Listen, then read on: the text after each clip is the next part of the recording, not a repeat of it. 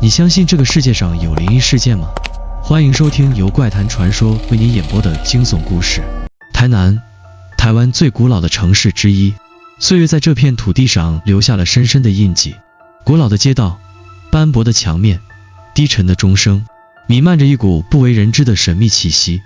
每当夜幕降临，城市的喧嚣渐渐消退，夜晚的台南似乎进入了另一个时空，宁静、幽暗，仿佛隐藏着无数未解的秘密。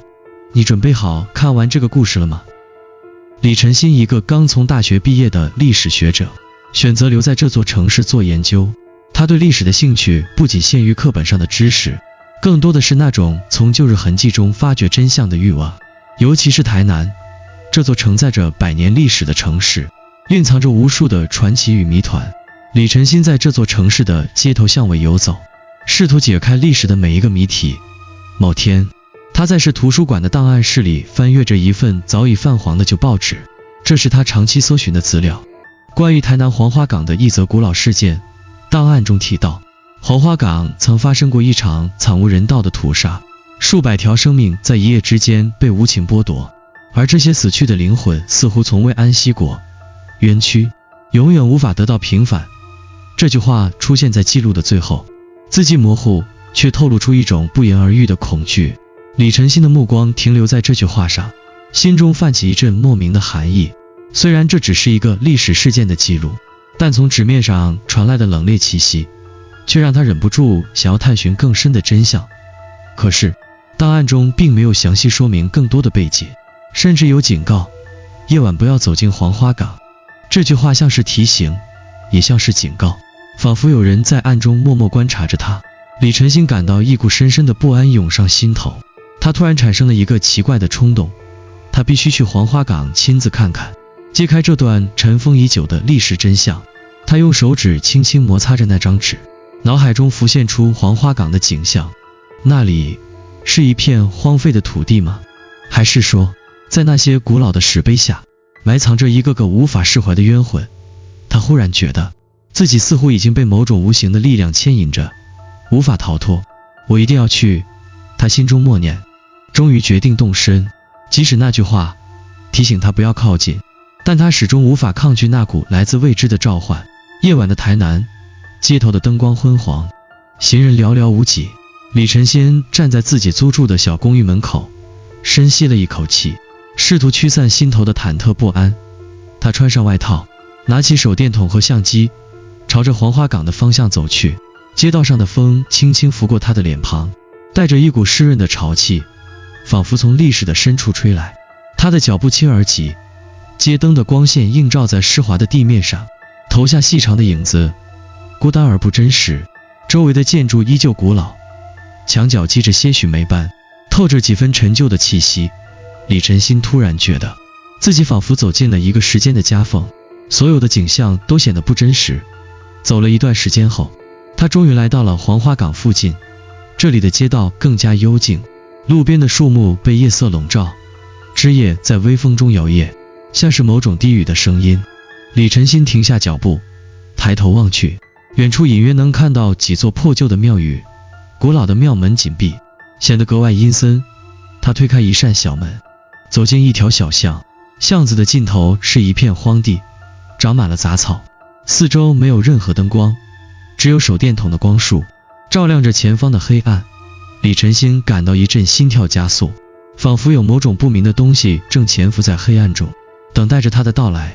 他站在荒地的中央，环顾四周，空气中弥漫着一种腐烂的气息，让他不由自主地皱起了眉头。这里并没有显现出什么特别的迹象，除了偶尔飘过的一阵寒风，似乎一切都很平静。然而，他内心深处那股不安的感觉却没有减弱。突然，耳边传来一声低沉的哭泣声，声音微弱，却清晰可辨。李晨曦猛地一惊，回头望去，四周空无一人，他的心脏跳动得更加剧烈。声音依旧在空中回荡，仿佛来自远方，又仿佛就在耳边。那哭声像是某种无助的哀求，带着一种无法言喻的悲伤。他深吸一口气，压下内心的不安，继续向前走去。可是那哭声却似乎变得愈发清晰，甚至有些迫近的感觉。这不可能，一定是幻觉。李晨曦在心里不断安慰自己，可是他的脚步已经不自觉地放慢了，他的眼神开始变得焦虑，空气中的温度骤然下降，仿佛进入了另一个世界，只要走近一点，或许就能找到真相。他告诉自己，心跳却在胸腔内愈发剧烈。李晨曦停在荒地的中央，周围依然是一片死寂，唯有那断断续续的哭声回荡在空中。虽然没有任何人影，但他感到自己被某种无形的力量所笼罩，空气中渐渐弥漫起一股腐朽的气味，像是千年未曾翻动的坟墓，压得人喘不过气。他将手电筒高高举起，光束穿透黑暗，照亮了四周的杂草和断壁残垣。那低沉的哭泣声依然存在，仿佛它就在耳边，却又好像来自地下深处，令他不寒而栗。他深吸一口气，试图冷静自己，然而那声音却如同冰冷的利刃，割裂着他脆弱的神经。这只是我的想象，可能是风声或远处的声音。李晨曦自言自语着，试图用理智驱赶心中的恐惧。然而他越是这样想，心中的不安便越是加剧。他转过身准备离开时，突然一阵凉风从身后袭来，像是有一只冷手轻轻抚摸他的脖背。他猛然回头，却什么也没看见。空气似乎在瞬间冻结，时间也变得异常缓慢。李晨曦紧张地握住相机，迈开步伐，继续向黄花岗更深处走去。他记得档案中提到过黄花岗的一座废弃庙宇。李晨曦一路行走，渐渐来到了一座破旧的庙门前。庙宇的门是紧闭的，门口的古老灯笼已经熄灭，沉寂的气氛令人不安。李晨曦靠近那座庙门，试图用手电筒的光线照进里面，但即便光束照亮了庙门的缝隙，却依旧看不见庙内的景象。这座庙看起来就像被时间遗忘。李晨曦低语着，内心的疑问愈发加深，是否这座庙是黄花岗冤魂的栖息地？或许这里隐藏着关于那场屠杀的真相。他感到一阵突如其来的疲惫，想要停下片刻休息，但眼前的荒凉景象让他更加不安。他的目光落在庙门旁的一块破石碑上，石碑上铭刻着一些难以辨认的文字，字迹已经模糊不清。李晨曦走过去，仔细观察这些古老的铭文。随着他低头的那一瞬间，他突然听到了一阵轻微的脚步声，咯吱咯吱，这声音越来越近，仿佛有某个无形的存在正在靠近他。李晨曦的心跳突然加速，汗水瞬间浸湿了背脊。他下意识地转过身，手电筒的光束扫过周围，却依然什么都没有看到，只有那不规则的脚步声，仿佛正从庙宇深处传来。他咬紧牙关，抬头再次望向庙宇的大门，决定继续探下去。他心中告诉自己，这一切一定有解释，或许只是风，或者是其他自然现象所致。然而脚步声却愈加清晰，仿佛有一个人正悄悄地靠近他。谁在那里？李晨曦忍不住大声问道，声音在寂静中显得格外刺耳。然而回应他的是更加清晰的脚步声，紧接着是一声低沉的呻吟，仿佛一个痛苦的灵魂正在哀求着。这声音深沉且破碎，仿佛穿越了时间的缝隙，带着无尽的怨念和未解的冤屈。李晨曦的手指微微颤抖，他意识到这不是自然现象，这就是冤魂的低语，是那些在黄花岗死去的无辜灵魂的呼唤。他不再犹豫，快速转身向庙宇深处走去。每走一步，脚步声便愈加清晰，仿佛离他越来越近。李晨曦的心脏狂跳不止，他知道自己已经无法回头，这股无形的力量已经完全吸引了他。走进庙宇，他的手电筒光束在庙内摇曳，照亮了破败的佛像和断裂的香炉。地面上散落着一些被岁月腐蚀的香火灰，空气中弥漫着一股霉味和腐朽的气息。整个庙宇像是被时间抛弃的遗物，阴暗而冷清。忽然光线照亮了庙宇的角落，李晨曦的目光落在一个小小的木箱上。那木箱已经破旧不堪，似乎已经许多年没有人触碰过。箱子旁边散落着一些破碎的红布，像是用来做祭品的旧物。李晨曦感到一股强烈的压迫感，他下意识地靠近木箱，伸出手去触摸。在那一瞬间，他感觉到一股寒气穿透全身，甚至连骨头都被冻住了。手电筒的光束突然闪烁几下，然后熄灭了。不要再靠近！那声音再次在他耳边响起，这次不再是脚步声，而是一个虚弱的女性声音，似乎充满了痛苦和哀求。李晨曦的心脏几乎要从胸腔里跳出来，他猛地转身，眼前的庙宇在黑暗中显得格外阴森。咔嚓，一声清脆的声音从木箱里传出，李晨曦的心脏跳得几乎失控。就在这时，他手中的手电筒重新亮起，光线照射到箱子上，箱盖微微翘起，露出一部分内容。他深吸一口气，缓慢地弯下腰，试图看清楚箱内的东西。然而他的目光却停在了箱子里的一张泛黄的满是污渍的照片。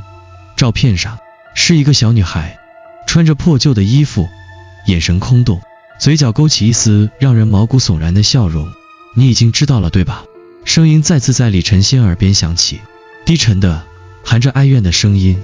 这一刻，李晨曦再也无法忽视，他的身体不自觉地僵硬，眼前的一切已经无法用理智来解释。李晨曦的手指触碰到那张照片时，他的心脏几乎停跳。那是一张非常旧的照片，显得破旧不堪。照片上的小女孩眼神空洞，脸上带着一种奇异的笑容。她穿着一件破旧的白色衣服，身上布满了污渍，仿佛是从一段遥远而黑暗的历史中走出来的幽灵。他心头一震，照片上的女孩似乎与他此前在档案中看到的那个名字有所关联，黄花岗屠杀事件中被无辜杀害的小孩之一。为什么她会出现在这座废弃庙宇里？她究竟是什么身份？李晨曦的脑海中瞬间充斥着各种疑问，然而他忽然感到一种强烈的不安，那种无法言喻的恐惧感再次席卷而来。他猛地抬头四下打量，却发现自己被四面八方的黑暗包围着，空气中仿佛凝固了，只有他急促的呼吸声和那股刺鼻的腐朽气味弥漫着。照片在他手中微微颤动，仿佛他本身也有某种力量。而就在此时，李晨曦脑海里突然闪过一个可怕的念头，这张照片可能是那个冤魂的引导。你不该来了。那声音再度响起，这一次它比以往更加清晰，更加直接，仿佛来自他内心深处。李晨曦猛地转身，背后什么也没有。他用力摇了摇头，企图将这不安的感觉甩开，但他知道自己已经进入了一个无法回头的境地。越是接近真相，越是能感觉到背后那股沉沉的压迫感，仿佛有什么东西正在悄悄逼近。他环顾四周，目光扫过庙内的破败佛像、碎裂的香炉和斑驳的墙壁，终于定格在庙宇的另一侧，一扇紧闭的木门。那木门看起来已经很久没有打开过了，四周的墙面上布满了陈旧的符咒和一些无法辨认的涂鸦。李晨曦觉得那个地方似乎隐藏着更深的秘密，尽管心中充满恐惧，他的好奇心驱使着他一步步走向那扇门。他深吸一口气，推开了木门，门轴发出刺耳的响声，仿佛在反抗着他的进入。随着门的打开，一股冷风扑面而来，带着一股令人作呕的腐烂味。李晨曦捏住鼻子，忍着恶心走了进去。屋内的黑暗比外面更加浓重，手电筒的光芒在狭小的空间里四处晃动，照亮了墙角的一些破碎物品。李晨曦走进一张破旧的木桌，上面摆放着一些散落的信件和古老的物品。就在他低头翻阅时，他的目光突然定格在桌子中央一块破碎的木板。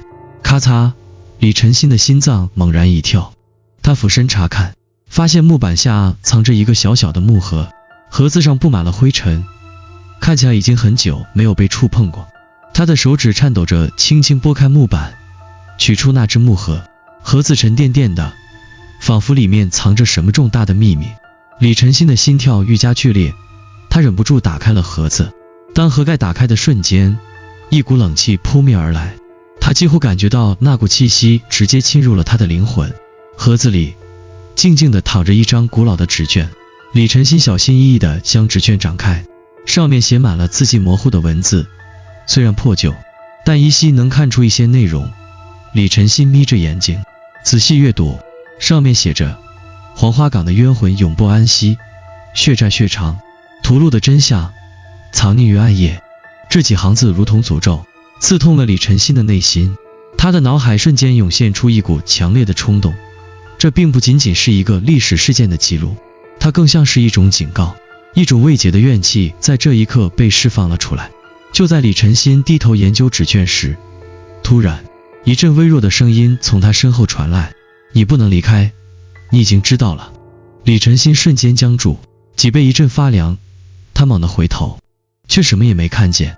空气再次变得凝滞，周围一片死寂，仿佛连风也停止了流动。“快离开！”那声音再次传来，这一次带着明显的威胁和急切。李晨曦的手心开始冒汗，他意识到自己已经触及了一个不该触碰的禁忌。突然，地面传来一阵剧烈的震动，仿佛整个庙宇都在颤抖。李晨曦的心跳几乎要从胸腔里跳出来，他拼命地将那张纸卷塞进包里，转身想要逃离这个地方。然而，就在他转身的那一刻，一道刺眼的光芒从庙外照射进来，随即他看到了一只苍白的手，像铁钳一样猛地抓住了他的脚踝。“走不开了！”那声音在李晨曦耳边回荡，带着无尽的愤怒和哀怨。李晨曦被那只苍白的手拖拽着，无法动弹，仿佛整个身体都被冻结了。眼前的一切开始模糊，周围的景象变得扭曲，那些破旧的佛像和墙壁仿佛开始蠕动，像是无数双眼睛在注视着他。“你犯下了不可饶恕的错误！”就在李晨曦即将被拖入深渊时，突然一阵剧烈的疼痛袭来，他眼前一黑，失去了意识。李晨曦的意识逐渐恢复，他睁开眼睛时，发现自己正躺在庙宇的地板上，周围依旧是一片漆黑，头痛欲裂，脑海中仿佛被一团混乱的迷雾笼罩。那只苍白的手消失了，然而心中的恐惧却并未消散，反而愈发浓重。他猛地坐起，四处张望，庙宇依旧破败，墙壁上布满了裂痕和陈旧的符咒，空气中弥漫着霉味和腐朽的气息。李晨曦艰难地站起身，背后依旧传来一股令人窒息的压迫感。他的眼神盯着四周，似乎有什么东西正在暗中观察他。他突然意识到自己并不是唯一的存在，他的眼睛在黑暗中闪烁，终于落在庙宇正中央的一尊佛像上。那尊佛像看起来异常奇异，他的双眼深邃如渊，仿佛能看穿一切。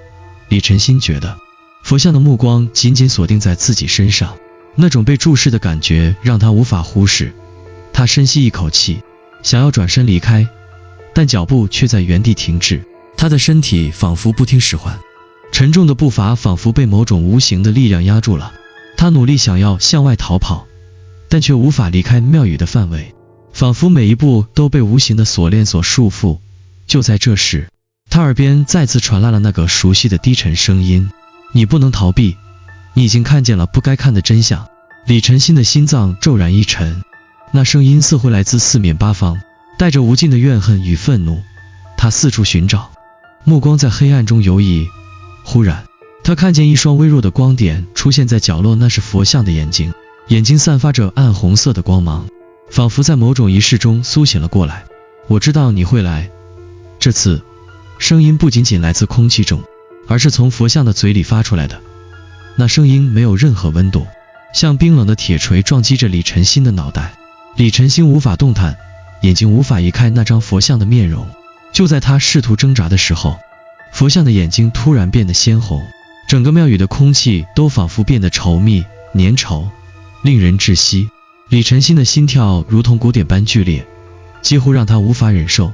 他拼命抓住胸口，想要呼吸，却发现自己似乎已经无法再吸入空气。四周的墙壁开始动摇，地面在他脚下震动。突然，一道刺耳的声音从佛像的口中吐出：“你知道那场屠杀的真相，但你无法承受。”李晨曦猛地退后，后背撞到墙壁，他意识到自己已经无法逃脱。他的双眼开始模糊，仿佛有无数双手从黑暗中伸出，将他紧紧抓住。眼前的佛像仿佛不再是石雕，而是一个活生生的怪物。他的面容开始扭曲，嘴巴张开的比常人大得多，露出满是尖牙的嘴巴向他扑来。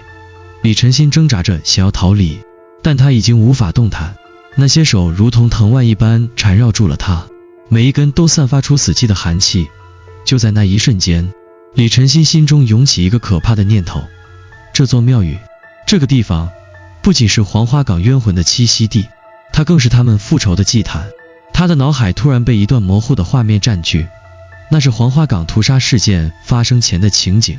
一群无辜的村民被军队围困在这片土地上，血流成河，哭喊声、哀求声、愤怒声交织成一片。而最为恐怖的是，这些死去的村民并没有真正死去，他们的灵魂被困在了这片土地上，成了冤魂，无法投胎转世，无法得到安息。黄花岗的血债永远无法偿还。他听到这个声音在自己耳边响起，那是冤魂们的呼喊，充满了恨意与无奈。李晨曦终于明白，黄花岗的屠杀并不是偶然，而是一场蓄意的复仇。他们的冤屈从未得到平反，他们的死成为了这片土地的诅咒。你必须偿还。突然，李晨曦的双手被一股力量抓住，眼前的一切开始急剧扭曲，庙宇的景象也在变换。刹那间，李晨曦感到自己被一股无形的力量拖向了庙外，那股力量将他拉入了地下，仿佛要吞噬他的一切。他的身体开始逐渐消失在黑暗中，唯一剩下的只有一阵阵凄厉的呼喊声和他自己逐渐模糊的身影。李晨曦的视线模糊，他的身体仿佛陷入了一个无尽的深渊，四周的黑暗像潮水一样吞噬着他的一切。他的心脏狂跳，胸口剧烈的痛楚让他无法喘息。每当他尝试挣脱那股无形的力量时，周围的环境就开始变得更加扭曲。庙宇的墙壁、佛像、符咒一一化作灰烬，化作无数鬼影朝他扑来。每当他闭上眼，脑海里就会浮现出那场历史上惨烈的屠杀，血流成河，哭喊声震天，年轻的村妇，无辜的孩童，他们的眼中充满了恐惧与绝望。那些冤魂，他们死后并未获得安息，而是将自己的痛苦永远留在这片土地上，化为无法言喻的诅咒，等待着复仇的时刻。他们为什么没有得到安息？李晨曦在黑暗中低声自问。他终于意识到，这些冤魂不仅仅是因为那场屠杀而愤怒，更因为他们的死至今没有得到公正的对待。这些灵魂被遗弃，仿佛无人知晓他们的痛苦。眼前的景象开始变得越来越扭曲，他看到的不再是黄花岗的庙宇，而是一个无尽的荒野。大地龟裂，山川坍塌，天空中弥漫着一层诡异的血红色雾气，像是来自另一个世界的幽冥。李晨曦感觉到一股从未有过的沉重压迫感，他的生命仿佛已经与这片土地的冤魂融为一体。你看到了不该看的，听到了不该听的。这句话再次在他耳边响起，声音带着无尽的愤怒与冷酷。他猛地睁开眼，发现自己已经站在一个无边的坟场中，周围是无数破败的墓碑，每一座墓碑上都刻着模糊的名字，而其中一些墓碑的字迹已被血迹模糊。突然，他发现自己站在一座墓碑前，这座墓碑上刻着黄花岗3个字。李晨曦低头仔细看，突然间，他感到一阵巨大的震动从地面传来，那座墓碑竟然开始裂开，裂缝中冒出一股浓烟，烟雾中隐隐可见一张模糊的面孔，眼中充满了绝望和愤怒，冤屈无法消散。那个面孔在烟雾中显现，嘴巴不停地动着，仿佛在诉说着什么。李晨曦的心脏猛然一跳，身子一软，差点摔倒在地。那张脸，他似乎在哪见过，是照片里的那个女孩。她正无声地对着他哭泣，眼中充满了无法言喻的痛苦和冤屈。这时，他意识到，那张照片里的女孩正是黄花岗屠杀事件中一名年幼的受害者。她的灵魂始终未能得到安息，直到今日依然困在这片土地上，成了复仇的源头。你终于知道了吧？李晨曦猛地回头，那道声音再次响起。这一次，它不像以前那么模糊，而是异常清晰。他看到眼前的墓碑正在分裂，裂缝中透出一道道血红的光。接着，整个坟场的空气变得异常沉重，仿佛有数不尽的亡灵正在他的四周徘徊。突然，李晨曦觉得自己站在一个巨大的漩涡中央，这个漩涡像是从地狱中生出的黑洞，正把他一点一点地吸入其中。他感到一股无法抗拒的力量正从四面八方袭来，强烈的寒意让他几乎失去了意识。那些亡灵的哭喊声愈加清晰，仿佛无数冤魂从黑暗中伸出手，想要将他拉进永无止境的黑暗。李晨曦突然想到，他之所以被选中进入黄花岗，是因为那些冤魂想要他揭开真相，他们需要有人为他们复仇。但他所没有意识到的是，冤魂并不会满足于简单的揭示真相，他们需要的是复仇的代价，而他，李晨曦，就是那个付出代价的人。突然，黑暗中一声低沉的叹息响起，你来晚了。他猛然回头，看到眼前的佛像，那尊佛像已经变得异常巨大，像是一座巍峨的山峰，面目狰狞，满脸的愤怒与仇恨。佛像的眼睛透出血红色的光芒，带着无尽的邪气，仿佛要将他彻底吞噬。李晨曦想要逃跑，但他发现自己无法动弹，身体如同被石化一样，动弹不得。在那一瞬间，他听到了一个声音，那个声音既温柔又充满威胁，你逃不掉的，李晨曦。那声音就像是冤魂的低语，带着古老的怨气与诅咒。李晨曦的思绪如同被搅碎的线团，难以理清。他的眼前依然是那尊狰狞的佛像，巨大到几乎填满了整个空间。佛像的眼睛血红，光芒如同刀锋般刺入他的眼眸，带着无法言喻的痛苦与愤怒。空气变得异常沉重，每一秒钟都像是过了几世纪那般漫长。你不能逃避。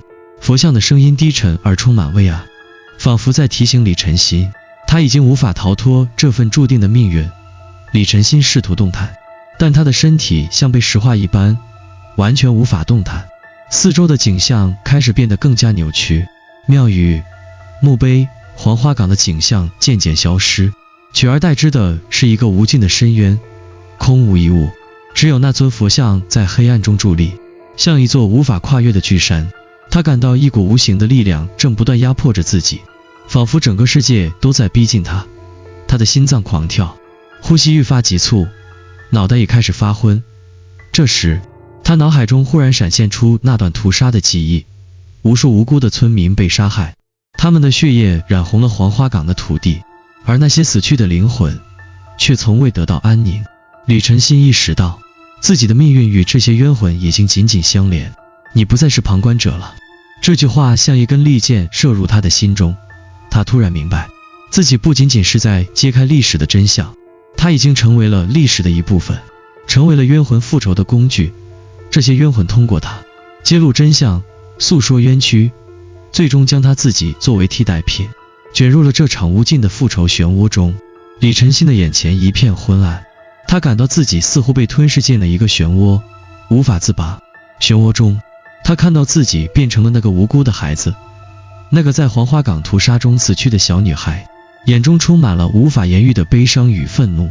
突然，他听到了一个低沉的声音，我们早已死去，但你无法逃避我们的命运。李晨曦猛地一震，眼前的景象发生了变化，他再度回到了那片黄花岗的废墟中，身边是死去的无数村民和满目疮痍的景象。那些冤魂的眼睛空洞而死寂，仿佛在等待着什么，等待着复仇的降临。为什么是我？李晨曦的声音哽咽，我只是一个普通人，为什么要替你们承受这些？你触碰了我们不该触碰的东西。那声音再次响起，这一次，李晨曦感到他在自己心灵的最深处回荡，仿佛是在对他说出每一个冤魂的心愿。冤魂们的复仇已经不再是单纯的血债血偿，它变成了一种无法终结的诅咒，一种带有无尽痛苦的循环。每一代人都有某个无辜者成为替罪羊，承受那些不该承受的恐怖与痛苦。李晨曦感到自己的身体在瞬间被一股冷气充斥，浑身的血液仿佛被冻结，灵魂也在逐渐被侵蚀。他试图挣扎，试图逃脱，但他发现自己的手脚已经变得虚弱无力，仿佛自己正被逐渐吸入那片无尽的黑暗，无法逃避。佛像再次低语，声音如雷鸣般震荡着整个世界。李晨曦眼中的世界再次崩塌，他感到自己彻底被冤魂吞噬，身体的每一寸都在被那股复仇的力量消耗。他意识到，无论他如何挣扎，这场复仇之火已经无法熄灭。黄花岗的冤魂已经找到了一个新的替代者，而他注定成为了下一个祭品。就在他即将完全沉沦时，他听到了一声急促的脚步声，回头一看，竟是刚才那张破旧的照片中那名小女孩的身影。她已经不再是模糊的影像，而是活生生地站在他面前，眼睛里充满了悲伤与怒火。快，离开这里！